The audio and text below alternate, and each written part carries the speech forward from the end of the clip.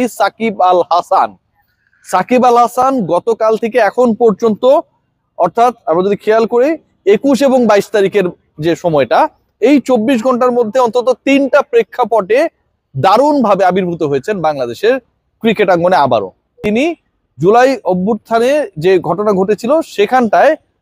সন্দেহভাজনদের যে তালিকা রয়েছে সেখানটার অন্যতম তিনি এবং সাবেক আইজিপি বেনজির আহমেদ, এরকম একটা ডকুমেন্ট, এবং সেটা নিয়ে ডেইলি স্টার রিপোর্ট করেছে। এটা আমার কথা না, এটা নিয়ে মোটামুটি একটা তোলপাড় হওয়ার সম্ভাবনা যখন তৈরি হলো, তার কিছুক্ষণ পরে একটা আলোচনা দারুণ ভাবে বেগবান হলো, এবং সেই আলোচনাটা হচ্ছে সাকিব আল হাসান ইউএস এর সিটিজেনশিপের জন্য চেষ্টা চালিয়ে যাচ্ছেন, অ্যাপ্লাই করেছেন, এবং তিনি পরবর্তীতে ইউএস এর হয়ে ইন্টারন্যাশনাল ক্রিকেট খেলতে চান, সিন্স বাংলাদেশের হয়ে তার খেলা হচ্ছে না। এই দুটো ঘটনা যখন একই দিনে ঘটলো, তার একদিন পরে অর্থাৎ আজকে 22 ফেব্রুয়ারি